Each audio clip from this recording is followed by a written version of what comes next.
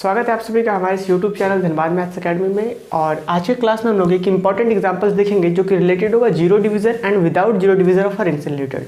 जैसे कि पिछले क्लास में हमने पढ़ा है कि जीरो डिवीजन क्या होता है and ring without zero division क्या होता है, ठीक है।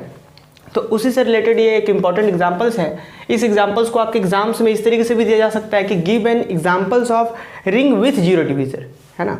जैसा कि थोड़ा सा हम रिकॉल करेंगे कि रिंग विथ जीरो डिवीजन क्या होता है और रिंग विदाउट जीरो डिवीजन क्या होता है। थोड़ा सा देखिए, जैसे कि मान लिया जाए R कोई रिंग है, ठीक है, और R से हमने दो नॉन जीरो एलिमेंट लिया, A is not equal to zero and B is not equal to zero. समझिए R कोई रिंग है और हमने दो नॉन जीरो एलिमेंट लिया, A is not equal to zero and B is also not equal to zero. यदि यहाँ पे दो एलिमेंट का प्रोडक्ट जीरो हो जाता है, समझिए यदि A भी नॉन जीरो है, B भी नॉन जीरो है और यदि दो नॉन जीरो एलिमेंट का प्रोडक्ट जीरो हो जाता है, तब हम इस केस में इस रिंग को कहेंगे कि रिंग विथ जीरो डिवीजन। और यहाँ पे A और B को क्या कहेंगे कि A is divisor of zero and B is divisor of zero.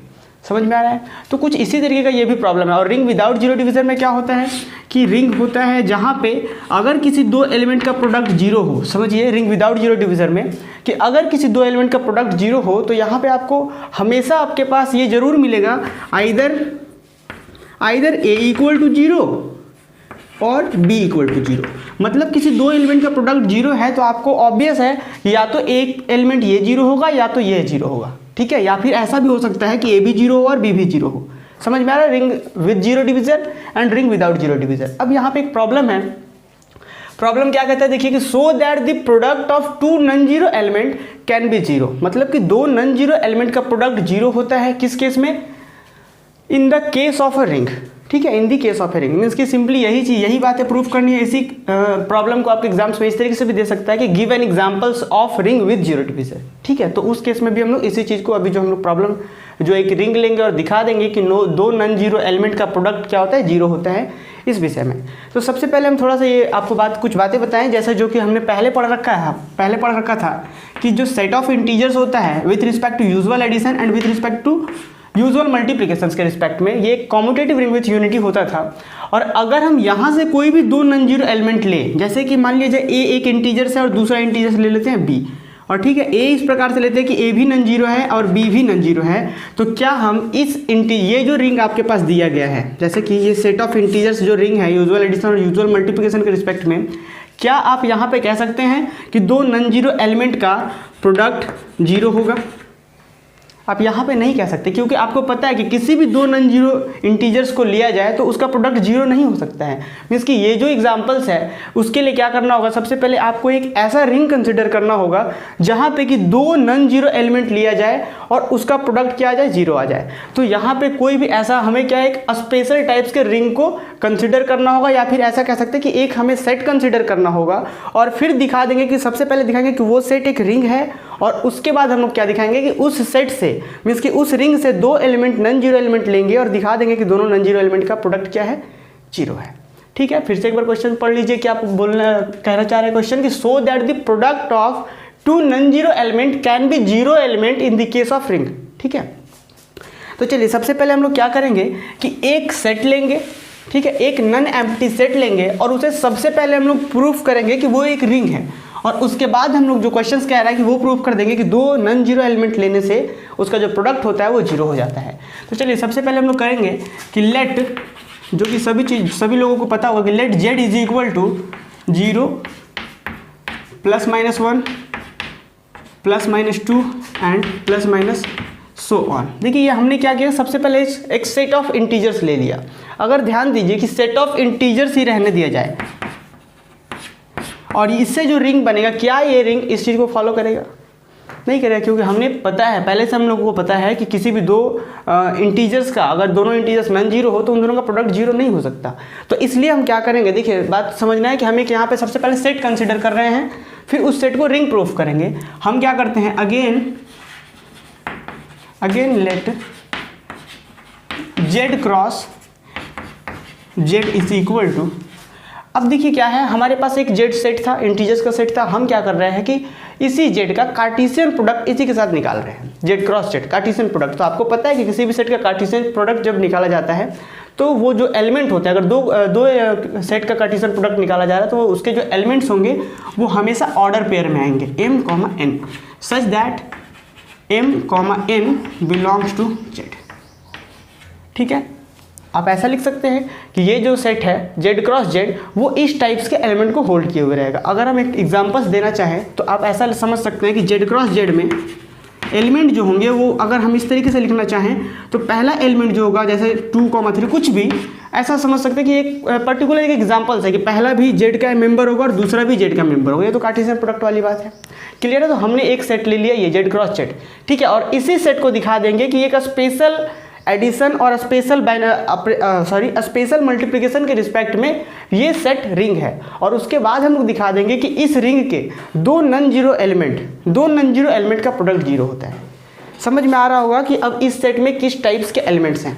तो चलिए सबसे पहले हम क्या करते हैं कि हमें इस सेट को जिस बाइनरी ऑपरेशन के रिस्पेक्ट में रिंग प्रूफ करना है उस बाइनरी ऑपरेशन को डिफाइन करते हैं। लिखेंगे एंड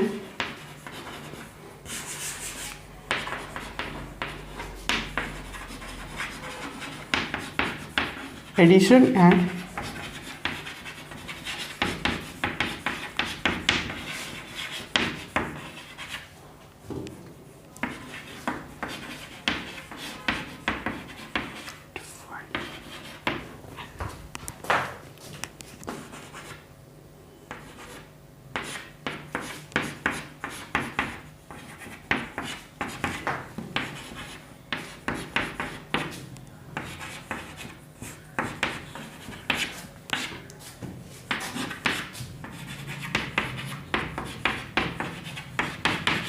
देखिए हमने क्या किया, यहाँ पे आप एक और चीज़ मेंशन कर सकते हैं and m, n and p, q belongs to z cross z। देखिए हमने क्या लिया कि एक एलिमेंट, ये एलिमेंट लिया इस सेट से z क्रॉस z से, इस टाइप्स के जो एलिमेंट थे वहाँ से हमने एक एलिमेंट लिया, फिर दूसरा एलिमेंट लिया। और हम यहाँ पे बात करते हैं, देखिए जैसे कि अब सेट ऑफ इंटीजर्स में बात करते थे कि a प्लस b के बारे में, तो ये जो एडिशन होता था वहाँ पे यूजुअल एडिशन के बारे में बात कर रहे थे। और हम लोग यहाँ पे क्या कर रहे हैं कि एक स्पेशल टाइप्स का एडिशन डिफाइन कर रहे हैं और इसी एडिशन के रिस्पेक्ट में हम इसे रिंग प्रूफ करेंगे और उसके बाद हम दिखाएंगे कि दो नॉन जीरो एलिमेंट का प्रोडक्ट जीरो होता है। ठीक है, तो रिंग प्रूफ करने के लिए हमने सबसे पहले एडिशंस को डिफाइन किया और इसी एडिशंस के बेस पे हम लोग काम करेंगे। और ये एडिशन क्या कहता है कि यहाँ से दो मेंबर लीजिए, हमने दो मेंबर क्या क्या लिया, mn और pq, दो मेंबर लिया, एक मेंबर है mn, दूसरा मेंबर है pq, और इन दोनों जब हम लोग ऐड करेंगे तो वो एडिशन कुछ इस तरीके से डिफाइन है कि आपको मिलेगा फर्स्ट एलिमेंट के साथ ऐड होगा m plus p, second element के साथ n प्लस q होगा। ठीक है, अब मल्टीप्लिकेशन कैसे डिफाइंड है, सेम इसी तरीके से m, n अगर मल्टीप्लिकेशन किया जाए तो ये जो होगा रिजल्ट आएगा m into p, n into q। और ये सारे चीज़ के लिए ये जो चीज़ें हैं ना इसको आप यहाँ पे लिख दीजिए, for all m, n, p, q belongs to z and m, n and p, q belongs to z cross z। ये चीज़ है। देखिए अब हमारे पास एक सेट मिल चुका है, बाइनरी ऑपरेशंस मिल चुका है, तो अब हमें प्रूफ क्या करना है, हम उस चीज़ को लिखेंगे कि we have to show that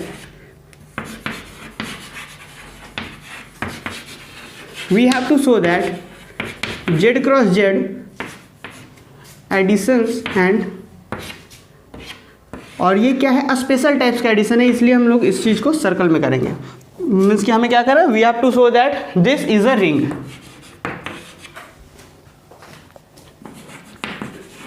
ठीक है, मैं फिर से बता दूं कि जब हम लोग सबसे पहले इस चीज़ को अगर हम लोग रिंग प्रूफ कर देंगे, उसके बाद रिंग प्रूफ करने के बाद इसका दो नॉन जीरो एलिमेंट लेंगे और वहाँ पे हमें मिलेगा कि दो नॉन जीरो एलिमेंट का प्रोडक्ट क्या होता है, जीरो होता है। क्वेश्चन फिर से एक बार देख सकते हैं आप कि क्वेश्चन यही कह रहा था कि prove that the product of two non zero element can be zero element in the case of ring. तो हमारे पास ऐसा कोई भी रिंग अभी नहीं था जिसका हम लोग दो नॉन जीरो एलिमेंट ले उसका प्रोडक्ट जीरो आ जाए, इसलिए हम लोग क्या कर रहे हैं कि हम लोग सबसे पहले एक रिंग डिफाइन कर रहे हैं। हमने एक सेट डिफाइन किया और उस सेट को रिंग प्रूफ करेंगे और रिंग प्रूफ करने के बाद हम लोग क्या करेंगे, दो नॉन जीरो एलिमेंट लेंगे और उसका प्रोडक्ट को जीरो दिखा देंगे। तो चलिए ये चीज़ें आप देख सकते हैं कि हमने एक सेट लिया, फिर बाइनरी ऑपरेशन, मल्टीप्लिकेशन और एडिशन डिफाइन किया और उसके बाद हमें जो प्रूफ करना है कि we have to show that this is a ring, तो ये चीज़ें करेंगे। और आपको पता है कि अगर किसी भी नॉन एम्प्टी सेट को किसी बाइनरी ऑपरेशंस के रिस्पेक्ट में रिंग प्रूफ करना है तो आपको क्या करना होगा, सबसे पहले एडिशंस के रिस्पेक्ट में कुछ ऑक्सियम सेटिस्फाई करवाने होंगे, मल्टीप्लिकेशन के रिस्पेक्ट में कुछ ऑक्सियम सेटिस्फाई करवाने होंगे। तो चलिए हम लोग सबसे पहले देखते हैं एक सेकंड, सबसे पहले हम लोग देखेंगे ऑक्सिम्स विथ रिस्पेक्ट टू एडिशंस के बारे में।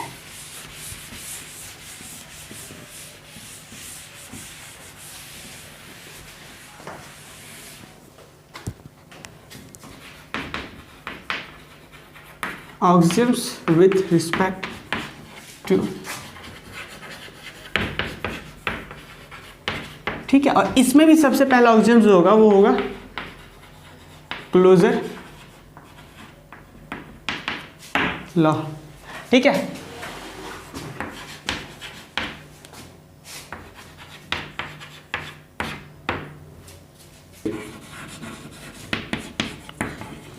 ठीक है, ये कुछ ऑक्सिम्स रहे जो एडिशंस वाले हैं। तो सबसे पहले आपको पता है कि रिंग प्रूफ करने के लिए हमें ऑक्सिम्स एडिशंस वाले ऑक्सिम्स प्रूफ करने होते हैं, जिसमें सबसे पहला आता है क्लोजर लॉ। तो उसी चीज़ को हम लोग देख रहे हैं, क्लोजर लॉ क्या होता है। आपको पता है कि हमारे पास सेट जो है वो कुछ इस टाइप्स का एलिमेंट होल्ड किए हुए, मीन्स की Cartesian product Z cross Z का इस तरीके से कार्टेशियन प्रोडक्ट वाले मेंबर्स हैं। उसी चीज़ को हमें रिंग प्रूफ करना है, तो हम क्या करते हैं, दो मेंबर्स ले लेते हैं क्लोजर लॉ प्रूफ करने के लिए। एडिशंस के रिस्पेक्ट में दो मेंबर लेते हैं कि m n comma p q belong to Z cross Z. अब ये बिलोंग कर रहा है जेड क्रॉस जेड का, कहने का मतलब है कि एम भी इंटीजर्स होगा, एन भी इंटीजर्स होगा, पी भी इंटीजर्स होगा और क्यू भी इंटीजर्स होगा। तो वही चीज़ हम लिख रहे हैं कि ये चीज़ यहाँ का मेंबर है, इसका मतलब होता है कि this imply that m comma n and p q belongs to Z. और जैसे ये चारों के चारों इंटीजर्स होते हैं, तो आपको पता है कि किसी भी दो इंटीजर्स को आपस में ऐड किया जाए तो वो भी इंटीजर्स होते हैं। तो हम यहाँ क्या कह सकते हैं कि m plus p comma n plus q also belong to Z, मतलब ये भी इंटीजर्स होंगे। यहाँ से प्रॉफिट क्या है, ये चीज़ देखिए कि जैसे ही आपको पता है कि दो एलिमेंट हमने इसका लिया, इस मेंबर से, सॉरी इस सेट से हमने दो मेंबर लिया, और इन दोनों को अगर हम दिखा दे ऐड करके कि वो ऐड भी यहीं पे बिलोंग करे, तो हम कह सकते हैं क्लोजर लॉ होल्ड किए हुए हैं। तो सबसे पहले क्या करते हैं, हम इन दोनों को ऐड करने का काम करते हैं। तो M N plus P Q, इन दोनों को हम जैसे ही ऐड कर रहे हैं तो रिजल्ट क्या आता है, हमने एडिशन अभी तुरंत डिफाइन किया कि इसका एडिशन किस तरीके से करेंगे। तो एडिशंस में क्या है कि फर्स्ट एलिमेंट के साथ ऐड होगा, मीन्स की m plus p, n plus q. तो ये जो मेंबर आया, यहाँ पे ध्यान दीजिए, ये जो मेंबर आया क्या इसके क्राइटेरिया को फुलफिल कर रहा है।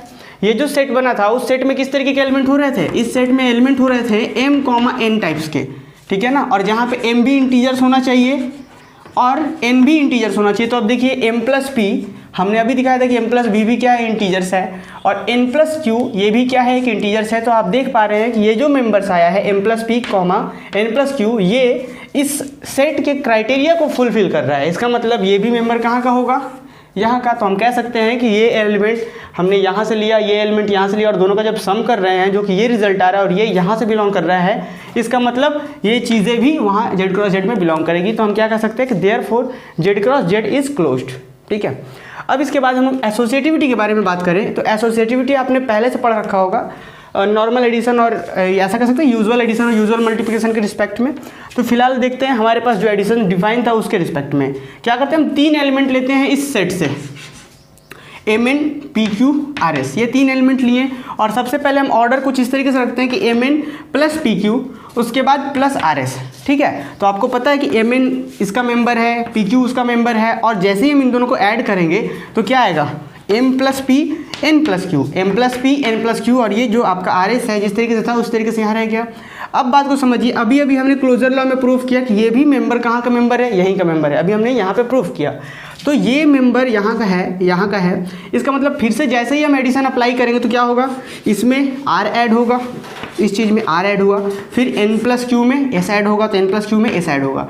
जिस तरीके से ऑर्डर था कि राइट साइड से ऐड होना था, इस तरीके से यहाँ पे देख सकते हैं कि राइट साइड से ऐड हो रहा है। और आपने पढ़ रखा है कि जो सेट ऑफ इंटीजर्स होता है वो एसोसिएटिव लॉ को होल्ड करता है, क्योंकि वो भी अपने आप में एक रिंग होता है। तो चूंकि यहाँ पे एम भी जेड का मेंबर है, मीन्स की एम भी इंटीजर है, पी भी इंटीजर है और आर भी इंटीजर्स है, तो आप यहाँ पे क्या कर सकते हैं, एसोसिएटिव प्रॉपर्टीज यूज कर सकते हैं। क्यों, क्योंकि आपको पता है कि set of integers with respect to usual additions वो क्या होल्ड करता है, एसोसिएटिव प्रॉपर्टी।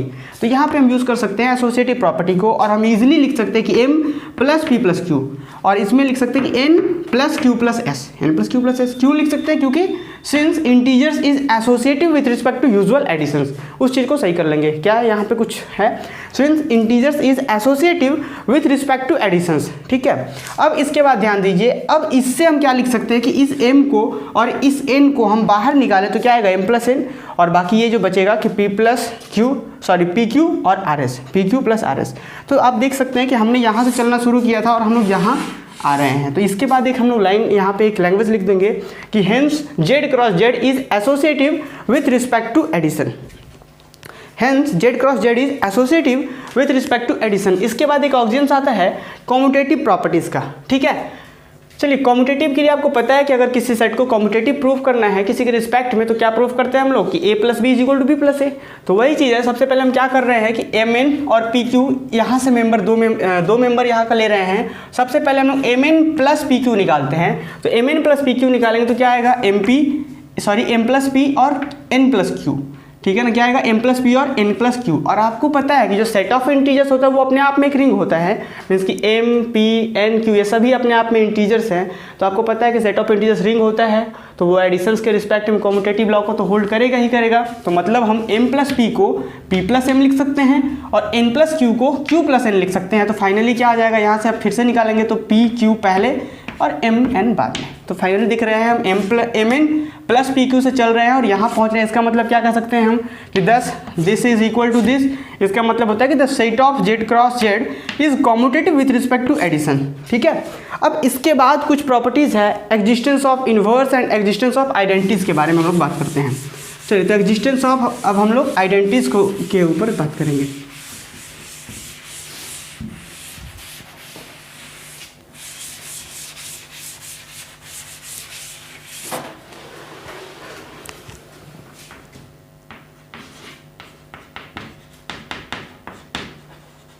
Existence of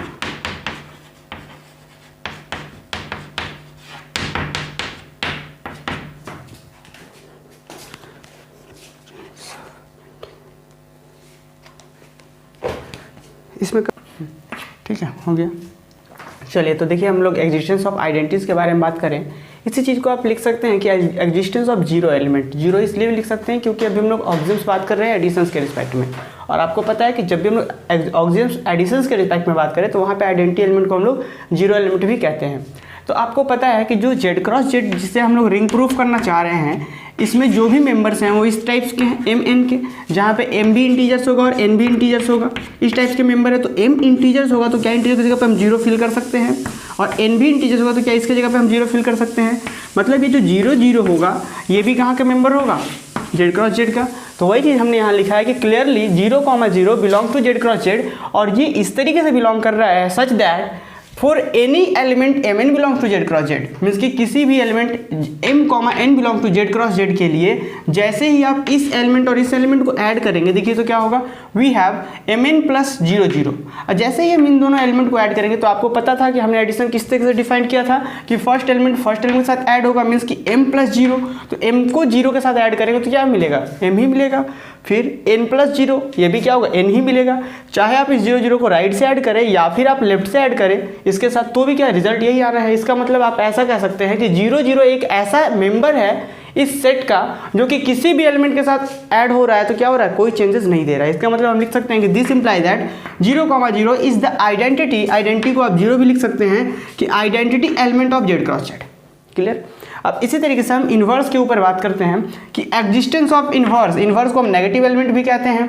तो उसके लिए क्या करना होता है कि हम क्या लेंगे कि एक एलिमेंट ले लेते हैं let m, n belong to Z cross Z। हमने एक एलिमेंट लिया और हम दिखाएंगे कि इस एलिमेंट का नेगेटिव एलिमेंट भी इसी Z क्रॉस Z में बिलोंग करता है। ठीक है, तो आप समझिए बात को कि अगर हमने m, n इस Z क्रॉस Z से लिया है तो इसका मीनिंग क्या होता है, इसका मीनिंग ये होता है, उसके बाद यहाँ ध्यान देना है कि इसका मीनिंग ये होता है कि अगर m, n Z cross Z का मेंबर है तो m और n दोनों का दोनों कहाँ का मेंबर होगा, Z का मेंबर होगा। ठीक है, और अगर बात को समझिए कि कोई एक इंटीजर्स है, मान लीजिए कोई भी एक इंटीजर, मान लीजिए 2 अगर Z का मेंबर है, 2 एक इंटीजर्स है तो -2 भी कहाँ का मेंबर होगा, Z का ही मेंबर होगा। उसी तरीके से लिखा हुआ है कि यहाँ पे m n belong to Z, this imply that negative of m and negative of n is also belong to Z। यहाँ पे ऐसा कह सकते हैं क्योंकि आपको पता है कि जितने भी इंटीजर्स होते हैं उसके नेगेटिव इंटीजर्स वहाँ Z में बिलोंग करते हैं सेट में। तो आप ऐसा कर सकते हैं कि यदि mn बिलोंग कर रहा है Z से तो -m और -n बिलोंग करेगा Z में।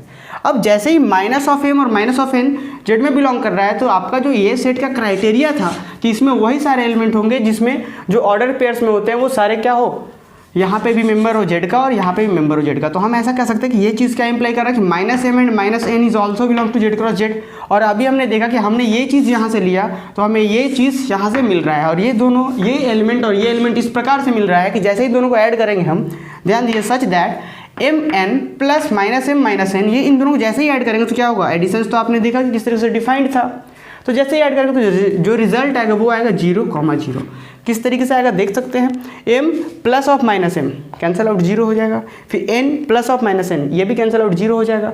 चाहे आप इस चीज़ को राइट से ऐड करें या फिर लेफ्ट से ऐड करें, बात वही चीज़ आना है 0 0। तो हमने आइडेंटिटीज़ का और इन्वर्स का प्रॉपर्टीज समझा था कि यदि, बात को यहाँ समझिए कि यदि a में एक एलिमेंट ऐसा b ऐड करने से हमें अगर आइडेंटिटी एलिमेंट मिल जाता है, समझिए बात को, a में b को ऐड करने से यदि आइडेंटिटी एलिमेंट मिल जाता है तो हम क्या कह सकते हैं कि a का इन्वर्स b है और b का इन्वर्स a है, कह सकते हैं। तो आप समझिए कि mn को इसके साथ ऐड करने से आइडेंटिटी एलिमेंट मिल जा रहा है, तो हम क्या कह सकते हैं कि इसका इन्वर्स ये है और इसका इन्वर्स ये है। तो हम वही चीज़ लिख रहे हैं, this imply that minus M comma minus N is inverse या negative element of M comma N. समझ में आ रहा है? तो ये चीज़ें थी। अब हम लोग ऑक्सियम्स देखते हैं कि मल्टीप्लिकेशंस के रिस्पेक्ट में जो कुछ ऑक्सियम्स हैं उन चीज़ों को भी देखते हैं। चलिए,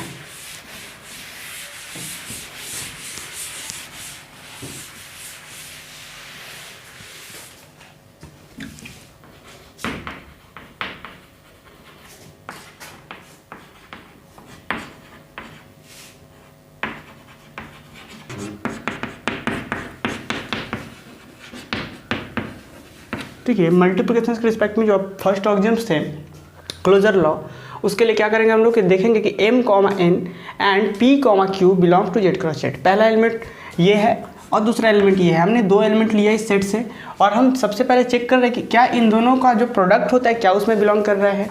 तो क्या करते हैं, सबसे पहले इन दोनों का प्रोडक्ट कराते हैं कि m comma n into p comma Q. ये जैसे प्रोडक्ट कराएंगे तो आपको पता है कि अभी मल्टीप्लिकेशन आपने डिफाइन कर रखा था कि फर्स्ट वाला फर्स्ट के साथ प्रोडक्ट होगा, सेकंड वाला सेकंड के साथ प्रोडक्ट होगा। तो रिजल्ट क्या आएगा, यहाँ पे जो एलिमेंट बनेगा वो बनेगा mp कॉमा nq। और आपको पता है कि ये जो क्राइटेरिया कहता है कि इसमें वही टाइप्स के मेंबर होंगे जहाँ पे फर्स्ट प्लेस पे इंटीजर्स हो, सेकंड प्लेस पे भी इंटीजर्स हो, ठीक है ना। तो आप देख रहे हैं कि m भी इंटीजर है, p भी इंटीजर है, तो दोनों का प्रोडक्ट भी क्या होगा, इंटीजर्स होगा। n भी इंटीजर्स है, q भी इंटीजर्स है, तो दोनों का प्रोडक्ट भी इंटीजर्स होगा। मीन्स कि इस सेट में जो मेंबर्स के होने के जो क्राइटेरिया होते थे ये एलिमेंट फुलफिल कर रहा है, इसका मतलब ये जो एलिमेंट है वो वहाँ बिलोंग कर रहा है, हमने लिखा। तो यहाँ से आप क्या ऑब्जर्व कर सकते हैं कि therefore Z cross Z is closed under multiplications, ठीक है। अब बात करते हैं हम लोग एसोसिएटिविटी के बारे में। तो एसोसिएटिविटी के लिए हमने तीन एलिमेंट लिया कि m n comma p q comma r s belongs to Z cross Z. और हम लोग क्या कर रहे हैं कि सबसे पहले ऑर्डर जो है मल्टीप्लिकेशन का वो यहाँ पे है m comma n into p comma q into r s, ठीक है। और जैसे ही आपको पता है कि सबसे पहले इन्हें यहाँ मल्टीप्लाई करना है तो क्या रिजल्ट आएगा, m p comma n q, m p comma n q, ये फर्स्ट एलिमेंट बना इन दोनों का प्रोडक्ट से। फिर जो बाहर में आपका है आर एस, ठीक है। और अब आपको पता है कि ये भी एक जेड क्रॉस जेड का ही मेंबर है और ये भी एक जेड क्रॉस जेड का मेंबर है। तो फिर से दोनों पे हम वही मल्टीप्लिकेशन यूज़ कर सकते हैं जो हमने डिफाइन करा है। तो फिर से जैसे हम मल्टीप्लिकेशन यूज़ करेंगे तो देखिए m p into r right side से, फिर n q into s right side से, ठीक है। और अब आपको पता है कि m भी इंटीजर है, p भी इंटीजर है और r भी इंटीजर है, फिर n भी इंटीजर है, q भी इंटीजर है, s भी इंटीजर है। तो इसके आपको पहले से पता था कि जो सेट ऑफ इंटीजर्स होते हैं वो रिंग होते हैं। रिंग कहने का मतलब कि वो मल्टीप्लिकेशन के रिस्पेक्ट में एसोसिएटिविटी को होल्ड करते हैं। तो हम यहाँ से क्या कह सकते हैं कि इस चीज़ को हम क्या कह सकते हैं, ऐसा लिख सकते हैं, क्योंकि set of integer is associative with respect to multiplication. यहाँ पे आप चाहें तो रीजन दे सकते हैं। रीजन क्या देंगे कि सिंस सेट ऑफ इंटीजर्स या integers holds associative property with respect to multiplication, reason दे सकते हैं। तो ये चीज़ को हमने ऐसा लिखा, इस चीज़ को ऐसा लिखा, और फाइनली अब देखेंगे हम m और n को बाहर निकालेंगे तो ये चीज़ ऐसा बनेगा और इस दोनों से आप ऐसा लिख सकते हैं। तो फाइनली आप क्या ऑब्जर्व कर पा रहे हैं कि आपने यहाँ से शुरुआत करी थी और आपको ये चीज़ें मिल गई जो कि एसोसिएटिविटी के लिए ही क्राइटेरिया है। तो हम लिख सकते हैं कि this quantity is equal to this quantity. Finally हम क्या कह सकते हैं कि hence Z cross Z is associative with respect to multiplication.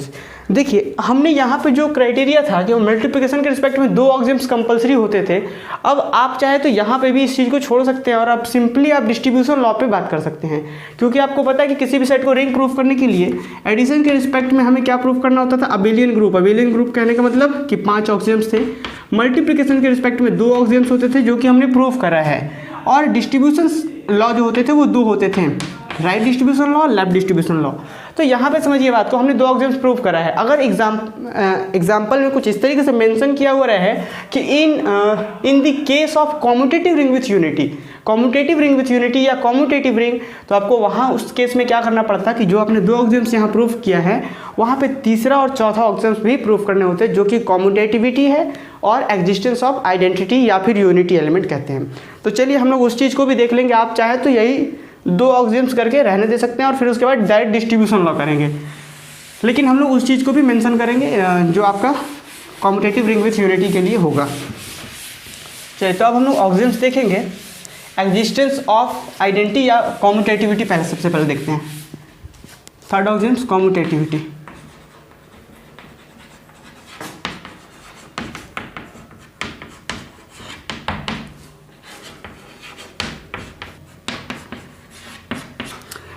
देखिए तो ये जो 2 ऑक्सिम्स मैंने बताया कि आप इन चीज़ों को लिख भी सकते हैं या फिर आप इन दोनों ऑक्सिम्स को स्किप भी कर सकते हैं, क्योंकि सिर्फ रिंग होने के लिए क्या चाहिए था, ऑक्सिम्स मल्टीप्लिकेशन के रिस्पेक्ट में सिर्फ 2 ही कंपल्सरी ऑक्सिम्स होते थे, जो कि क्लोजर लॉ है और एसोसिएटिव लॉ है। तो हम लोग यहाँ पे क्या कर रहे हैं, कॉम्यूटेटिव रिंग विथ यूनिटी को भी यहाँ पे प्रूव कर रहे हैं। हो सकता है एग्जाम्स में इस तरीके से है तो आप ऐसा लिख सकते हैं। तो क्या है, कॉम्यूटेटिव रिंग विथ यूनिटी के लिए जो तीसरा ऑक्सिम्स होता है मल्टीप्लिकेशन वाला, वो क्या है, कॉम्यूटेटिविटी। उसके लिए क्या करते हैं हम लोग, let m, n and p, q belongs to z cross z, ठीक है, belongs to z cross z। अब यहाँ पे इस तरीके से होगा कि m, n into p, q, means कि ये एलिमेंट का इस तरीके से हम इसके साथ प्रोडक्ट कराते हैं और देखिए फाइनली क्या रिजल्ट मिल रहा है। जो हमारा मल्टीप्लिकेशन डिफाइन हमने किया था उसके according m into p and n into q। और आपको पता है कि जो सेट ऑफ इंटीजर, जितने भी इंटीजर्स होते हैं वो कॉम्यूटेटिव लॉ को होल्ड करते हैं किसके रिस्पेक्ट में, मल्टीप्लिकेशंस, ठीक है ना। तो mp को आप pm लिख सकते हैं और nq को qn लिख सकते हैं। आप यहाँ पर रीजन दे सकते हैं कि since integers hold commutativity with respect to multiplications, ठीक है। अब आप समझिए, अब यहाँ से हम निकालेंगे इस चीज़ को, तो p q first and after क्या होगा, mn। तो आप देख सकते हैं कि हम इस यहाँ से शुरुआत करे थे और हमें रिजल्ट ये मिल रहा है। इसका मतलब क्या कह सकते हैं कि hence Z cross Z is commutative, ठीक है। अब इसके बाद बात करते हैं एग्जिस्टेंस ऑफ आइडेंटिटी या फिर यूनिटी एलिमेंट के बारे में। यूनिटी इसलिए कह रहा है क्योंकि ऑक्सिम्स मल्टीप्लिकेशंस वाला है, ठीक है। तो clearly 1, 1 belongs to Z cross Z. क्यों ऐसा, फिर से मैं बताऊं कि जेड क्रॉस जेड में उसी टाइप्स के मेंबर हैं m, n टाइप्स के मेंबर, जहाँ पे m भी इंटीजर है n भी इंटीजर है। m भी इंटीजर्स है और n भी क्या है, इंटीजर्स है। तो हम m को क्या 1 से रिप्लेस कर सकते हैं क्योंकि 1 भी इंटीजर है, और इस n को भी 1 से ही रिप्लेस करते हैं क्योंकि 1 एक इंटीजर है। तो आप देख रहे हैं कि 1, 1 भी क्या हुआ, एक मेंबर हो गया जेड क्रॉस जेड का, ठीक है। तो हम यहाँ क्या कह सकते हैं कि clearly 1, 1 belongs to Z cross Z such that m, n into m, n into 1, 1 is equal to, आप जैसे देख रहे हैं कि m फर्स्ट मेंबर से मल्टीप्लाई होगा, m into 1 is equal to m and n into 1 is equal to n। आप चाहे राइट से मल्टीप्लाई करें या फिर लेफ्ट से मल्टीप्लाई करें, आपको यही रिजल्ट मिलना है। इसका मतलब आप यहाँ से ये कह सकते हैं, this imply that 1, 1 is multiplication या मल्टीप्लिकेटिव आइडेंटिटीज, ठीक है। तो अब ये चीज़ आप देख रहे हैं कि हमने एडिशंस के रिस्पेक्ट में जो ऑक्सिम्स होते थे वो चीज़ हमने प्रूव करा, मल्टीप्लिकेशन वाले प्रूव करे। अब हमें कुछ ऑक्सिम्स प्रूव करने होंगे लेफ्ट डिस्ट्रीब्यूशन लॉ और राइट डिस्ट्रीब्यूशन लॉ के बारे में। चलिए उन ऑक्सिम्स को देखते हैं और फिर जो आपका क्वेश्चंस कहता है उसके अकॉर्डिंग हम लोग वर्क करेंगे।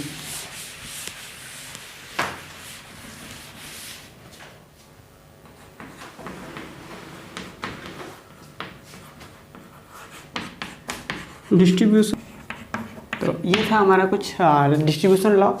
तो डिस्ट्रीब्यूशन लॉ देखिए क्या कहता है। सबसे पहले हम लेफ्ट डिस्ट्रीब्यूशन लॉ को दिखा रहे हैं और राइट डिस्ट्रीब्यूशन को सिमिलरली कर देंगे।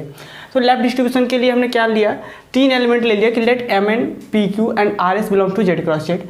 और क्या कर रहे हैं हम लोग, सबसे पहले लेफ्ट डिस्ट्रीब्यूशन है तो फर्स्ट एलिमेंट को हम यहाँ रख रहे हैं कि m, n और इधर pq प्लस rs। समझ रहे हैं, यहाँ पे pq कहने का मतलब है कि p, q है। आपको ये समझना है इन चीज़ों को, छोटी छोटी बातों को।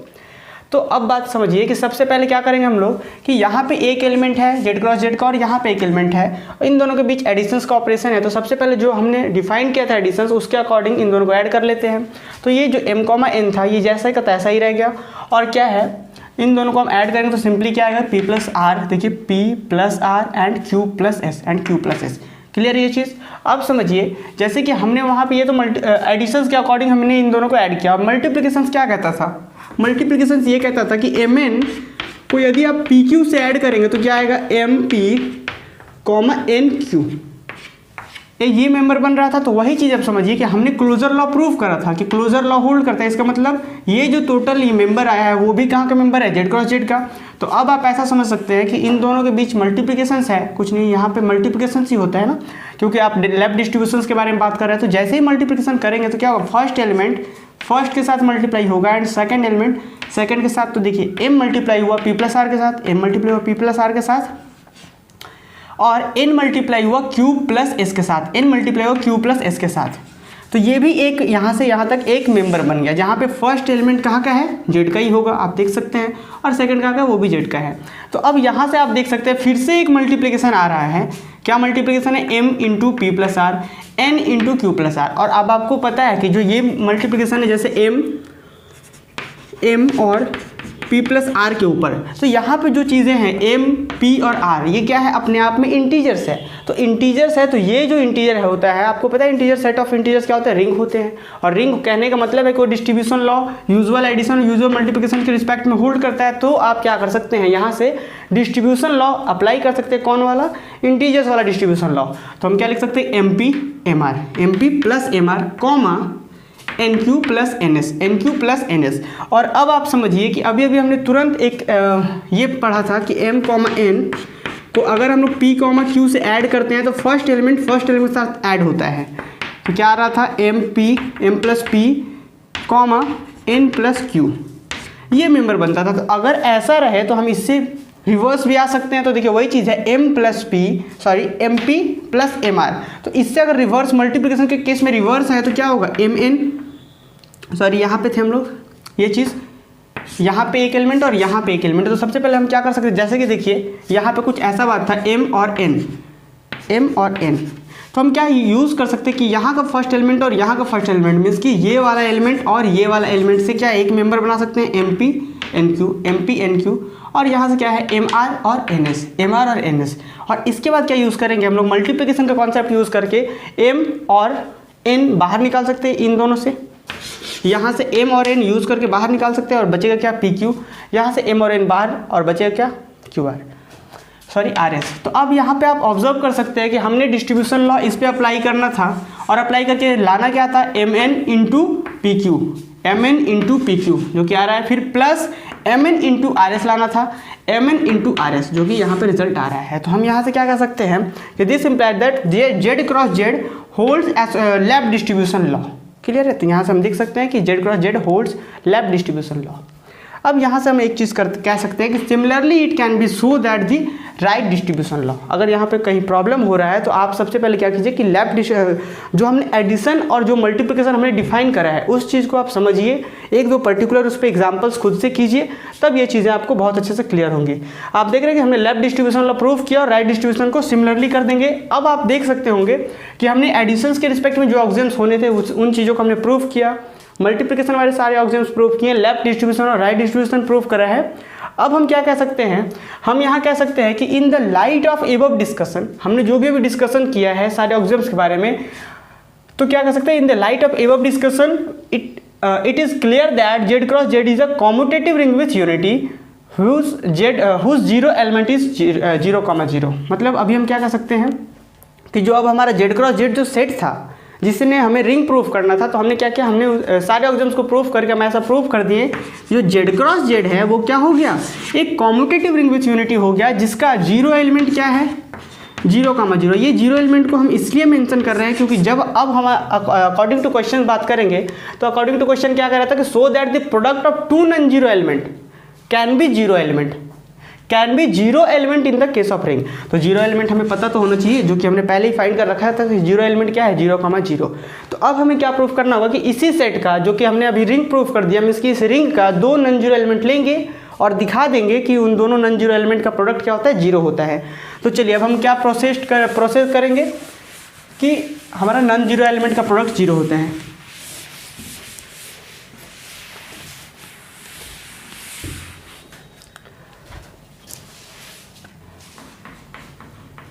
Now we proceed to show that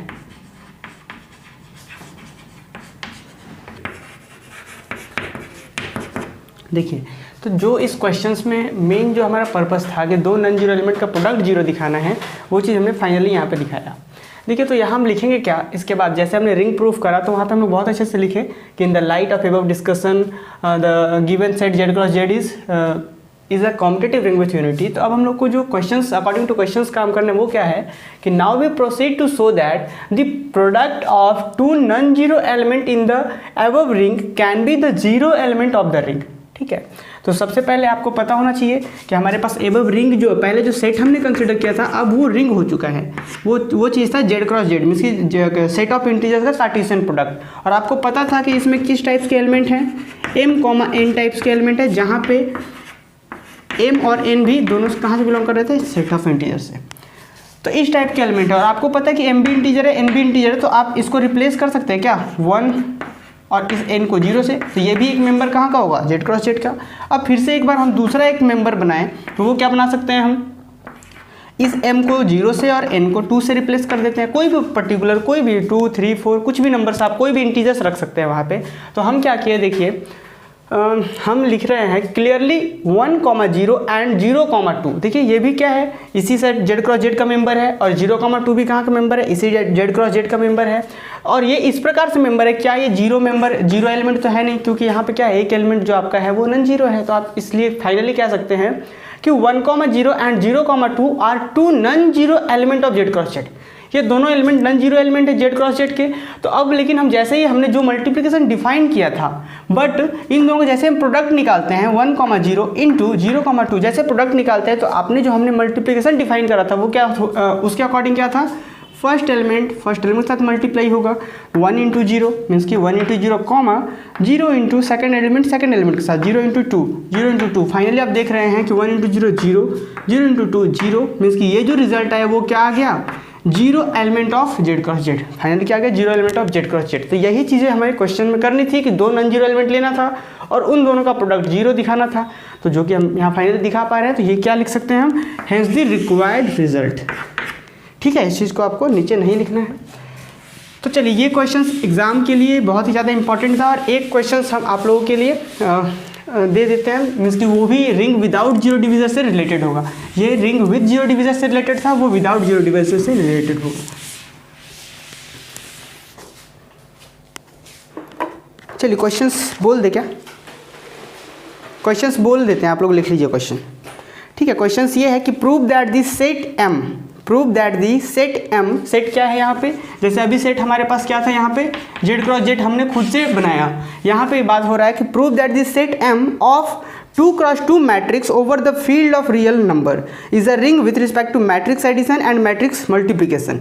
ठीक है, ये पहला क्वेश्चन है कि ये जो सेट है वो किसका सेट है, 2x2 का मैट्रिक्स का सेट है। ठीक है, इस सेट में जितने भी मेंबर्स होंगे वो क्या है, अपने आप में एक मैट्रिक्स है और आपको प्रूफ करना है कि ये जो है वो एक ring with respect to addition and multiplication of matrix. ठीक है, ये जो सेट है वो रिंग होगा किसके रिस्पेक्ट में, with respect to addition and multiplication of matrices. ठीक, और दूसरा क्वेश्चन इसी में है, दूसरा क्वेश्चन ये है कि is it a competitive ring with unity, means कि क्या ये जो सेट है क्या वो कॉम्पिटिटिव रिंग विथ यूनिटी है। और अगर कॉम्पिटिटिव रिंग विथ यूनिटी है तो उसके बाद क्वेश्चन देखिए कि find the zero element does this ring possess zero divisor. मतलब अगर रिंग हमारा जीरो डिवीजर पॉजेस कर रहा है तो आप जीरो एलिमेंट फाइंड कीजिए। क्वेश्चन समझ में आया? आई होप कि आप लोग से ये क्वेश्चन बन जाएगा, ये भी क्वेश्चन इंपॉर्टेंट है एग्जाम के लिए। चलिए मिलते हैं नेक्स्ट क्लास में किसी अगले टॉपिक, किसी अगले थ्योरम के साथ।